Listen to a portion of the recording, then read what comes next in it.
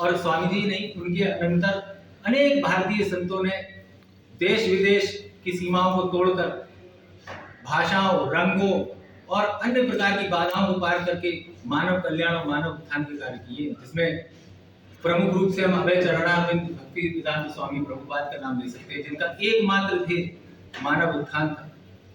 और उन्होंने न भारत देखा, न अमेरिका, न हिंदी देखी, न अंग्रेजी, न हिंदू देखा, न मुसलमान, सबके लिए उन्होंने मानव समाज के कार्य किए। और यही नहीं, भारतीय संतों ने हमेशा इस संपूर्ण सृष्टि को अपना एक परिवार माना है। उन्होंने एक मनुष्य में उस जीव को देखा है, उस परमात्मा के अंश को देखा है, किसी धर्म के व्यक्ति को, किसी देश के व्यक्ति को नहीं देखा। और भारत की भी सदैव से वसुधैव कुटुंबकम में ही आस्था रही है।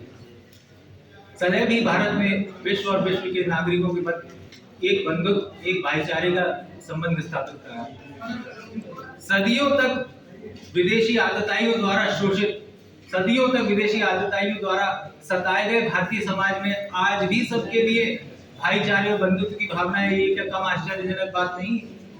क्या हमारे शोषक और हमारे आक्रांता, जिन्होंने हमें अपना दास बनाया था, उन देशवासियों के लिए भी हमारे मन में सदैव भाईचारे और बंधुत्व की भावना रहती है? उसका मूल कारण यही है कि पीढ़ियों से, सदियों से हमारे भीतर वसुधैव कुटुंबकम की भावना रही है। आज भारत को G20 की जो अध्यक्षता मिली है, यह एक स्वर्णिम अवसर है कि हम इस विचारधारा को वैश्विक बनाए, सार्वभौमिक बनाए। क्योंकि यदि आप ध्यान से सोचेंगे तो वसुधैव कुटुंबकम की भावना तभी प्रासंगिक और सार्थक है जब ये संपूर्ण विश्व की भावना बने। यदि ये केवल एक राष्ट्र की भावना रह जाए कि मेरी ही भावना केवल वसुधैव कुटुंबकम की है और आप में से कोई ना माने, तो क्या ये सार्थक होगा? नहीं होगा। तो G20 की अध्यक्षता एक अवसर है हमारे नेताओं के लिए, और हम अपने नेताओं से अपेक्षा करते हैं कि इस विचारधारा को प्रत्येक राष्ट्र की विचारधारा बनाए। हम उनसे ये भी अपेक्षा करते हैं कि वे भारत का प्रतिनिधित्व ना करें, बल्कि विश्व के प्रतिनिधि की भांति विश्व से मिले।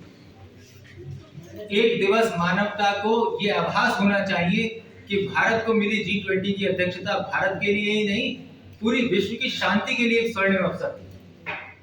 भारत ने सदा ही विश्व के कल्याण के लिए सोचा है, ना सिर्फ सोचा है बल्कि अपनी सामर्थ्य और अपनी शक्ति से बढ़कर जब भी विश्व पर, मानवता पर कोई भी संकट आया है, कोई भी आपदा आई है, तो अपने शक्ति और सामर्थ्य से बढ़कर मानव की सहायता की है। इतिहास भरा पड़ा है साक्ष्यों कि जब भी इस विश्व पर कोई आपत्ति, कोई विपत्ति आती है तो विश्व